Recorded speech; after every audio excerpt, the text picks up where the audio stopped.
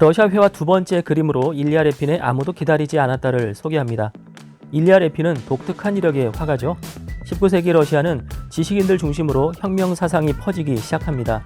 이에 레핀은 진보적 화가 집단인 이동파에 가담하여 그림을 통한 민중 계몽 활동을 하죠.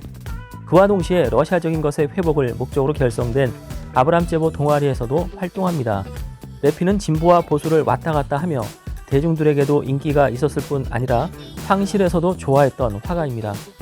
레핀은 러시아 최고의 사실주의 화가로 인정받고 있습니다.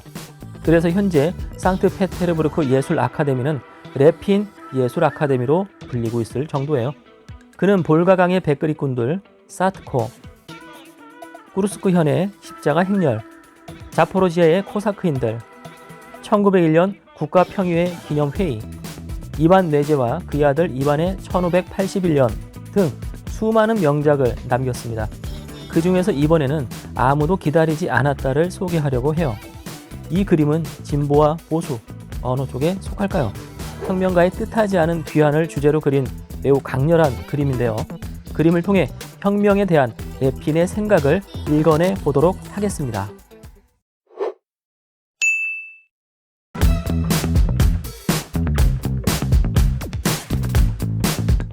허름한 옷에 눈은 퀭하고 삐쩍 마른 사람이 방 안으로 들어오고 있습니다. 시베리아 유형에서 뜻밖의 풀려난 정치범이 집으로 들어서는 장면입니다.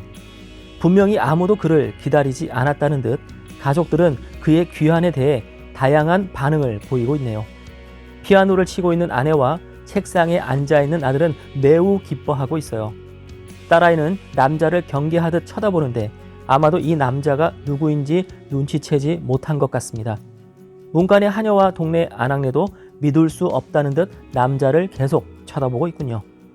그림 전면에 위치한 노파는 웅크리고 있다가 의자를 밀치며 급히 일어나는 동작을 하고 있습니다. 이 남자의 어머니입니다. 이 남자는 인민의 의지당 당원이었습니다. 인민의 의지당은 테러를 통해 러시아 전제정을 무너뜨리고자 시도한 단체로 유명하죠. 결국 1881년 알렉산드르 2세를 폭탄 테러로 살해하는 데 성공합니다. 하지만 혁명은 성공하지 못하죠. 신의 대리자와 같이 생각했던 짜르를 암살한 것은 오히려 인민의 반감을 샀고 대대적인 검거 열풍 끝에 인민의 의지당은 1882년 와해됩니다. 아마도 이 남자는 이 사건에 연루되어 시베리아 유형을 가게 되었을 것입니다.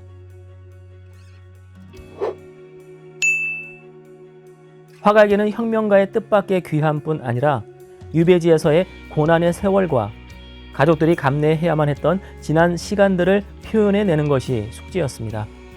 남자 얼굴을 표현하기 위해 레핀은 3번이나 다시 그렸다고 합니다. 남자 이마는 벗겨져 있는데 레핀은 남자 얼굴을 영웅적으로 할지 고난당한 모습으로 할지 고민하다가 타협한 것 같습니다. 이 장면은 매우 심리학적으로 구성되어 있습니다. 방으로 들어서는 유배자와 그를 맞이하는 어머니의 동작을 보십시오. 두 사람의 시선이 교차하고 있습니다. 왜 아내가 아니고 어머니일까요? 이 장면은 아마도 성경에 돌아온 탕자 이야기와 관련이 있을 것입니다. 혁명가가 돌아온 순간 어머니가 취한 자세는 아직 낯설어하는 다른 가족들과 이방인이나 다름없는 남자를 연결시켜주는 역할을 합니다. 남자는 어머니의 환영을 받고 비로소 안심할 수 있었을 것입니다. 어머니의 손은 돌아온 아들을 안기 위해 들어올려지고 있고 피아노에 앉아있는 혁명가 아내의 손은 긴장한 듯 굳건히 의자 팔걸이를 붙잡고 있습니다. 많은 혁명가들이 장기 유배를 당하였는데 주요 사찰 대상의 경우 유배지에서 이런저런 죄목이 덧붙여져서 죽을 때까지 추록을 못하는 경우가 많았습니다. 따라서 그들 중 한 사람이 고향집으로 돌아온다는 것은 전혀 기대할 수 없는 기적과 같습니다. 예술사적으로 돌아온 아들을 만나기 위해 의자에서 일어서는 어머니의 모습은 누가복음 15장 돌아온 탕자에서의 아버지를 비유하고 있습니다. 구성적으로는 알렉산드르 이바노프의 작품 민중 속에 나타난 그리스도를 연상케 합니다. 많은 작은 소품들은 그림에 장르화적 성격을 부여합니다. 그림의 주제와 달리 일상의 따뜻한 온기를 느끼게 한다는 것이죠. 캔버스 오른쪽 책상에 앉아있는 아이들과 인테리어 상세들을 주목해 보시기 바랍니다. 책상 아래 발을 꼬고 있는 아이의 모습과 당시 전형적인 인텔리겐차 가정의 가구들 모두가 그런 분위기를 형성해 줍니다. 거실은 피아노, 지도, 그리고 액자로 장식되어 있는데 이들은 이 가족의 교육 수준과 정치 성향을 가늠케 하는 요소들입니다. 이 초상화들은 민주주의 소설가 니콜라이 네크라소프와 타라스 셰프첸코, 인민의 의지당에 의해 살해된 알렉산드르 2세의 장례 초상화와 고난과 대속의 상징인 골고다 언덕 십자가에 매달리는 그리스도입니다. 이들은 인민의 의지당 혁명가들의 사명과 관련 있는 것들이죠. 네크라소프의 시는 유시민의 항소 이유서에 인용되어 한국에서도 유명해졌습니다. 슬픔도 노여움도 없이 살아가는 자는 조국을 사랑하고 있지 않다. 네크라소프는 농노제 하에 괴로운 삶을 사는 러시아 농민들에게 깊은 애정을 갖고 있었으며 그러한 러시아 사회를 풍자한 네크라소프의 시는 러시아 대중들에게 큰 인기를 끌었습니다. 타라스 셰프첸코는 우크라이나의 농노 출신 화가이자 시인으로서 러시아 제국의 지배를 받고 있던 당시 반체제 인사로 몰려 유배를 당하고 그 후유증으로 일찍 사망하였습니다. 그림 골고다는 프랑스 화가 카를 슈테이벤의 작품입니다. 예수는 죄인들, 병자들, 귀신 들린 자들의 친구로 살다가 종교 권력자들의 손에 죽임을 당하죠. 그리고 마지막은 알렉산드르 2세의 임종시의 사진으로 궁정사진가 세르게이 레비치키의 작품입니다. 고 신영복 선생 문집 처음처럼에 나오는 창문과 문이라는 시를 잠깐 소개합니다. 창문과 문. 창문보다는 문이 더 좋습니다. 창문이 고유한 관조의 세계라면 문은 현장으로 열리는 실천의 시작입니다. 레핀의 아무도 기다리지 않았다를 보면서 문득 신영복 선생 자신과 이 글이 떠올랐습니다. 이 그림에도 두 개의 문이 있군요. 따스한 햇살을 뿌려주는 창문과 어두운 모습의 혁명가가 들어오는 문입니다.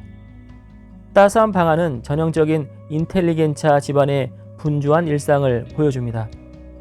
창문 너머의 풍경은 관주의 세계이며 울타리 안에서 보호받는 영역입니다. 하지만 문으로 나가는 공간은 싸움터이며 실천의 공간입니다. 아버지에게 가족과 오붓한 시간을 보내고 싶은 마음이 없었을까요? 그는 무엇보다 가족을 사랑하기에 미래의 더 나은 행복을 이뤄주고 싶었기에 혁명가의 길을 택했습니다. 그 때문에 가족은 불행한 가족사를 안고 살아가게 되었죠. 그는 이 문으로 나가 싸웠고 싸움에 져 오랜 유형의 세월을 보내다 그 문으로 다시 돌아왔습니다. 그는 어떻게 풀려났을까요? 가족들이 뇌물을 바친다든지 한 것 같지는 않습니다. 그랬다면 이렇게 혁명가가 돌아오는 것을 모를 리가 없겠죠. 단순 가담자로 판명되었거나 혹 모범수로 인정받았기 때문인지 모릅니다. 최악의 경우 사상 전향을 하였을 수도 있겠죠. 그런데 혁명가의 당당한 걸음걸이와 깊이 파인 눈에서 묻어나는 결연함은 오랜 유형 생활이 그의 진보적 신념을 바꾸지 못했다는 것을 보여주는 것 같습니다. 신영복 선생의 삶이 이 지점에서 오버랩 되는 것은 어쩔 수 없습니다. 창문과 문, 둘 다 공간을 열어주는 것이지만 신영복 선생은 문이 더 좋다고 했습니다. 실천이 따르지 않는 어떤 위대한 사상도 인간의 삶을 바꾸지는 못한다는 생각 때문일 것입니다. 어쩌면 레핀도 이 그림에서 그러한 점을 말하고 싶었는지 모릅니다.